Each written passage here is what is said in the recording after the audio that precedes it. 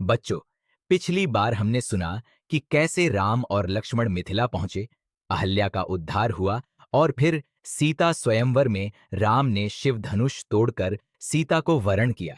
लेकिन कथा यहीं नहीं रुकती। अब देखना है इस मंगल मिलन का समाचार अयोध्या तक कैसे पहुंचता है और कैसे चारों भाइयों का भव्य विवाह जनकपुरी में संपन्न होता है। तो चलो आज की कथा आरंभ करते हैं। बच्चों, आज मैं तुम्हें एक अद्भुत प्रसंग सुनाने जा रहा हूं, राम विवाह का और उसके बाद की घटनाओं का। जरा सोच कर देखो, 4 दिन बाद मिथिला से राजा जनक के मंत्री अयोध्या पहुंचे।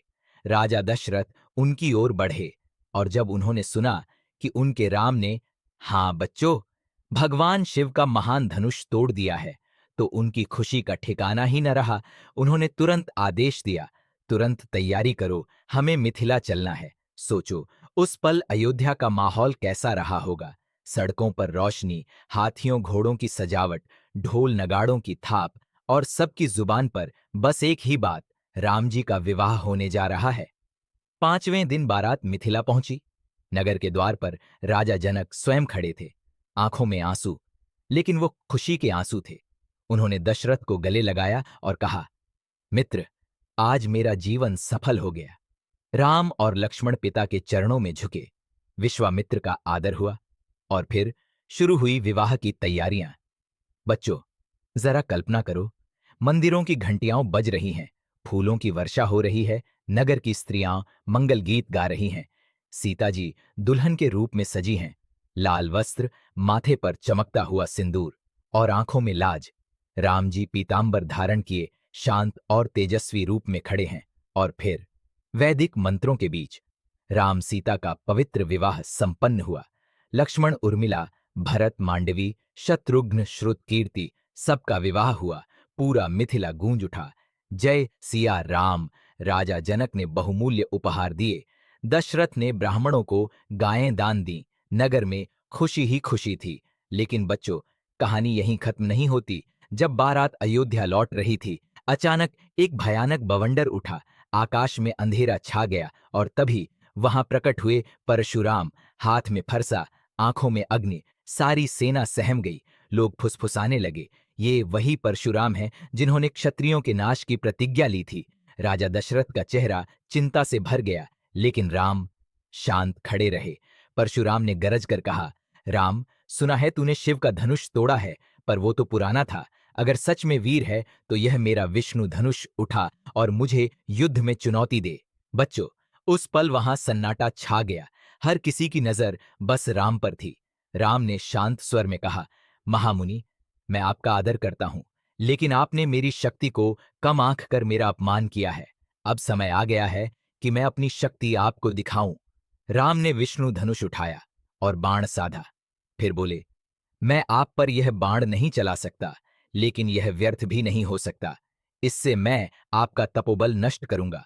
और जैसे ही राम ने बाण छोड़ा, परशुराम का अहंकार चूर चूर हो गया। उन्होंने हाथ जोड़कर कहा, राम, आप महान हैं, मेरा तपोबल नष्ट कर दीजिए, लेकिन मुझे अंतरिक्ष गमन की शक्ति रहने दीजिए, ताकि मैं महेंद्र पर्वत लौट सकूं। राम ने उनका तपोबल हर लिया। परशुराम पराजित हुए और वहां से चले गए। अब बारात सुरक्षित अयोध्या पहुंची। ढोल नगाड़े बजे, शंखनाद हुआ, फूल बरसे, मंगल गीत गूंजे। रानियों ने आरती उतारी और वधुओं का स्वागत किया। चारों भाइयों की पत्नियां जब महल में आईं तो अयोध्या का हर कोना जैसे नई रोशनी से भर गया। समय बीतता गया। भरत और शत्रुघ्न अपने नाना के देश चले गए। राम अयोध्या में रहकर राज्य कार्य में पिता की सहायता करने लगे। राम का स्वभाव अद्भुत था। गुस्सा भी आता तो कभी कठोर शब्द नहीं कहते। इसीलिए अयोध्यावासी उनसे असीम प्रेम करते थे। अब दशरथ जी वृद्ध हो गए थे। उन्होंने सोचा, अब राम को युवराज बनाना चाहिए। सभा बुलाई गई। मंत्रियों और प्रजाजनों ने एक स्वर में कहा, राम से बढ़कर कोई योग्य नहीं। और फिर दशरथ ने घोषणा की, कल राम का राज तिलक होगा। अयोध्या सजने लगी। हर गली में उत्सव का माहौल था।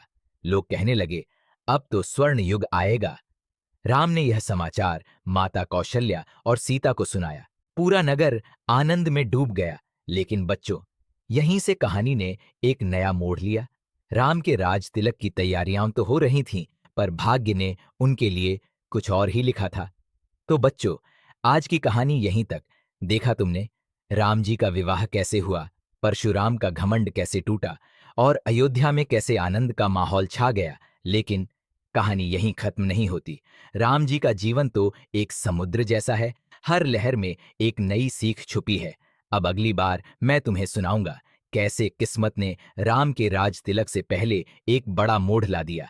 तो बच्चों, अगर तुम्हें यह प्रसंग अच्छा लगा तो अगली कहानी सुनने जरूर आना, क्योंकि रामायण हमें सिर्फ कहानी नहीं देती, बल्कि जीने की राह भी सिखाती है। चलो, अब सब मिलकर एक बार बोलो, जय श्री राम।